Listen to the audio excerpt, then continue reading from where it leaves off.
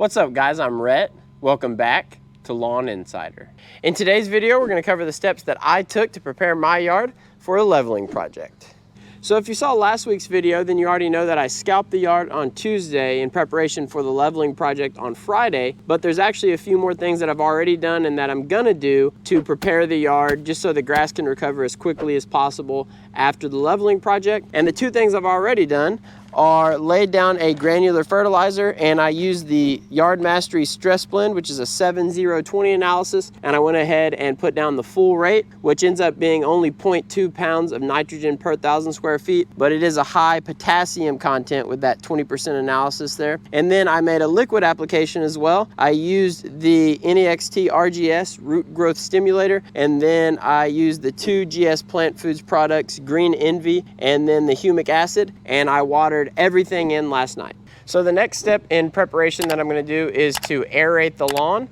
And before you aerate, it's always important to go ahead and mark your sprinkler heads. So I just use these little orange flags and go all over the yard, and that way you're not going to risk damaging your irrigation system.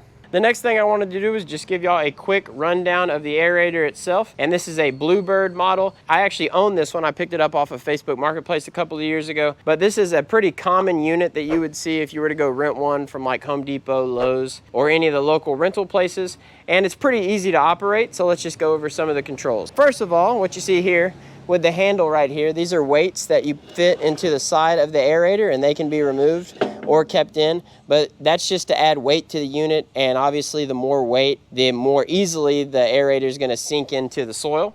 And then over here, this knob right here is going to dictate how deep the actual tines are going to go into the ground.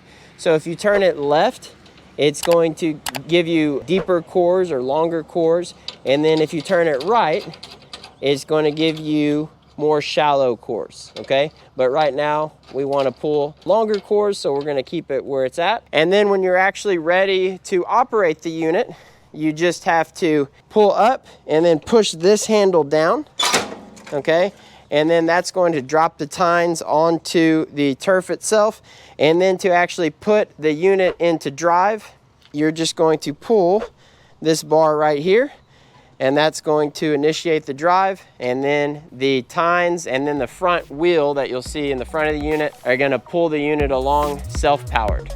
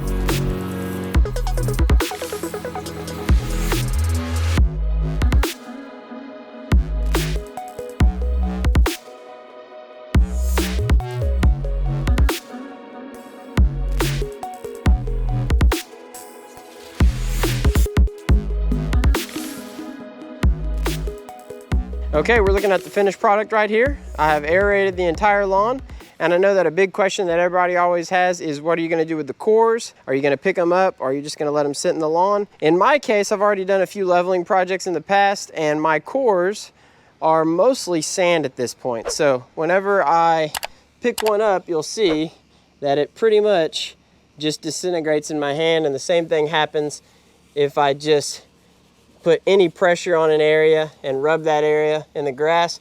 Those plugs just break apart. So I personally am not going to do anything to the plugs. I'm just going to leave them there, and then we're going to level over them. And it's probably hard to tell because none of the cores look like complete cores, but as far as the depth that we were aerating at today, it's pretty much my entire pinky.